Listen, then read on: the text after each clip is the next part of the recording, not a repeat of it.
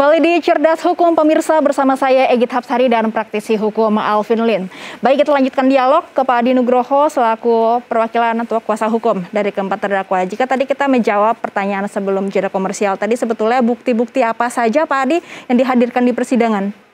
Ya, bukti-bukti yang paling membuat kami merasa bahwa ini bisa kami menangkan karena memang kasus ini tidak terlalu kuat di sisi mereka. Berdasarkan tuduhan mereka, yaitu perjudian online, kami tidak melihat ada bukti dari mereka bahwa mereka bisa menunjukkan alat bukti, yaitu untuk perjudiannya. Karena websitenya pun tidak ada. Tidak ada, websitenya tidak ada. Kemudian yang kedua, mereka juga tidak bisa membuktikan uang untuk perjudiannya. Karena memang mereka tidak bisa menangkap bukti itu, mengadakan bukti itu. Kemudian yang ketiga, mereka juga tidak menunjukkan siapa bandarnya. Karena di BAP nggak disebutkan siapa bandarnya. Kemudian yang keempat, pemainnya juga tidak diperlihatkan kepada kami siapa yang main, namanya siapa. Kemudian adakah terjadi, kalau memang itu jadi online, adakah terjadi transfer rekening dari si A si B sebagai bukti bahwa itu adalah pembayaran hasil judi di mana ada pemenangnya, ada yang harus store ke bandar, itu tidak bisa dibuktikan oleh para penuntut umum. Jadi ini yang membuat kami yakin bahwa bukti-bukti inilah yang bisa melepaskan mereka. Baik, Pak Alvin selaku praktisi hukum mungkin bisa memberikan pandangan. Ini kan sebenarnya pedomannya kan Kitab Undang-Undang Hukum Acara Pidana, tapi bagaimana mungkin ini bukti-bukti yang sangat minim kekuatannya ini, lantas kasus ini bisa sampai ke meja persidangan? Jadi gini ya, biar masyarakat cerdas dan tahu tentang hukum, bukti itu kalau berdasarkan pidana itu ada dua, ada barang bukti dan alat bukti. Ya biasa polisi ketika menangkap dia bilang, kami sudah memiliki barang bukti. Ada yang seperti itu bilang. Ya padahal kondisi penahanan itu memiliki dua alat bukti atau lebih. Alat bukti bukan barang bukti. Barang bukti dan alat bukti adalah dua hal yang berbeda. Contoh kalau barang bukti narkoba adalah pil ekstasinya misalnya, itu barang bukti. Bukan alat bukti. Alat bukti diatur di dalam pasal 184 KUH Acara Pidana. Ya, 1 bukti keterangan saksi, 2 surat, 3 keterangan ahli, 4 keterangan terdakwa, dan kelima bukti petunjuk di situ. Ya, jadi ini pemirsa harus tahu tentang bukti. Ada alat bukti dan barang bukti. Ada dua perbedaan ya. Nah, polisi baru bisa menetapkan tersangka atau naik sidik atau ditahan apabila memiliki 2 alat bukti atau lebih. Nah, Pak Beni ini gimana selaku Kompolnas menanggapi bahwa ternyata yang disampaikan Pak Alvin tadi memang beda ya, alat bukti dan barang bukti, dan kemudian bagaimana bisa ini berlangsung proses hukumnya? Ya, yang pertama, apakah penasihat hukum mendampingi ketika proses penyidikan? Ikut mendampingi nggak? Bagaimana Pak Adi? Ini juga yang saya tadi lupa saya sampaikan juga. Dari awal proses ini, mereka tidak ditawarkan, bahkan tidak diperbolehkan untuk oleh oknum untuk didampingi oleh kuasa hukum. Kami masuk, jujur aja, kami masuk di kasus ini, itu posisinya sudah di tengah-tengah. Posisi di mana para klien kami itu sudah naik menjadi terdakwa dan disidangkan. Kemudian berikutnya begini, berkas perkara ketika dikirim ke jaksaan, jaksa akan meneliti. Kalau jaksa melihat belum lengkap, akan dikembalikan dengan petunjuk. P19 itu namanya. Ketika nanti dikirim lagi dan dinyatakan lengkap P21, berarti jaksa yakin karena yang mau fight pembuktian di pengadilan itu jaksa, bukan penyidik. Biasanya jaksa di situ ekstra hati-hati untuk yakin dulu bahwa ini bukti cukup, bahwa ini nanti saya pasti bisa membuktikan di sidang pengadilan. Buat kami, karena mantan penyidik, jadi ngelihatnya, loh ada apa ini? Kok sampai jaksa P21 kemudian bebas? Karena ketika vonis bebas, jaksa ada sanksi. Itu. Jadi hati-hati sekali. Baik, dari Pak Alvin mungkin bisa menanggapi mengapa ini bisa sampai lolos ke P21. Mungkin ini apakah kerja sama atau koordinasi antara polisi dan jaksanya ada miss atau seperti apa kiranya Pak? Jadi kalau saya dengar keterangan dari Pak Adi ya, dan dari apa berkas yang saya lihat, saya pelajarin itu, tadi untuk menetapkan menjadi tersangka atau bisa naik ke penuntutan, di jaksa itu sebutnya tahap penuntutan, itu harus ada minimal 2 alat bukti dari 5 itu. Nah diambillah keterangan saksi, mungkin salah satunya. Sama yang kedua keterangan ahli. Keterangan saksi ini tadi yang seperti Pak Adi bilang, ya ada kemungkinan dugaan rekayasa di BAP tersebut.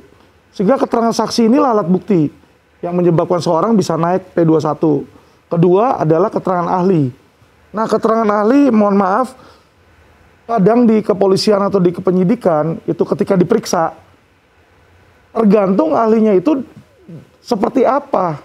Ya, jadi contoh gini, kita melihat satu perkara, ada ahli yang dihadirkan oleh polisi bilang A, ahli yang dihadirkan oleh penasihat hukum bilang B, yang bertolak belakang. Jadi yang A yang dihadirkan polisi bilang, oh ini pidana. Tapi ada ahli yang digunakan oleh penasihat hukum, dia bilang ini bukan pidana. Jadi saya sering ikut gelar perkara, baik itu di Wasidik maupun di Karawasidik ataupun di Irwasda, terjadi perbedaan pendapat, padahal keterangan ahli inilah alat bukti. Nah, dua ini dianggap mencukupi, bisa naik ke penuntutan.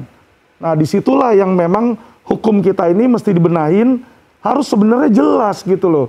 Baik. Ini menurut ahli pidana atau bukan? Kalau ada yang satu bilang pidana, satu bilang bukan, satu bilang pidana, bisa aja orang bener jadi salah, tapi bisa juga orang salah jadi dibebasin. Baik. Itu dia ya, memang sisi lain dari hukumnya sendiri. Baik, pemirsa, sebelum kita melanjutkan dialog, kami memiliki data mengenai laporan kasus kejahatan cyber sepanjang tahun 2020. Direktorat Tindak Pidana Cyber Bareskrim Polri menerima 2.259 laporan kasus kejahatan cyber sepanjang Januari hingga September 2020. Penyebaran konten provokatif merupakan yang paling banyak dilaporkan, yakni sebanyak 1.048 kasus. Diikuti oleh 649 penipuan online, 208 pornografi, 138 akses ilegal, 71 manipulasi data, 39 pencurian data atau identitas, dan 32 kasus soal perjudian. Pak Benny, selaku Kompolnas, ini kan dari Polri sendiri memang sudah ada direktorat khusus ya yang menangani kejahatan cyber ini. Lantas bagaimana sejauh ini langkah-langkah yang dilakukan, Pak? Kami melihat bahwa perkembangan terkini dengan kemajuan teknologi, tadi sudah disampaikan, di satu sisi ada kemanfaatan, tapi di sisi lain para penjahat ini juga memanfaatkan teknologi. Saya sering menggunakan istilah di atas langit ada langit. Jadi mereka begitu muncul teknologi baru, dia sudah langsung berpikir bagaimana antinya. Muncul handphone, produk ini, mereka udah langsung mikir. Kemudian produk medsos, mana yang nggak bisa disadap, mana sih yang ini. Lalu mencari celah ya. Lalu itu yang dicari. Oleh sebab itu jajaran Direktorat Cybercrime ini terus mengupdate, terus meningkatkan kompetensinya, mengirim anggota untuk belajar ke luar negeri, karena berkejaran dengan kemampuan para penjahat ini. Oleh sebab itu memang Polri perlu mengantisipasi ini dengan mendukung tidak hanya sarana prasarana, tapi juga anggaran, plus SDM. Yang memadai. Karena kita adu cepat ya dengan para pelaku kriminal ini. Dan satu lagi, kejahatan ini lintas teritori. Betul sekali. Antar negara, kita semua tahu kan. Dari China, orangnya lari ke sini, meres dari sini, orang yang ada di China. Baik, karena teknologi ini tidak mengenal barrier ya, dan teknologi ini seperti dua mata pisau ya. Betul. Baik, Pak Benny. Pemirsa, sebelum melanjutkan dialog, kami memiliki informasi terkait grafis seputar mitos atau fakta terkait jual beli data pribadi.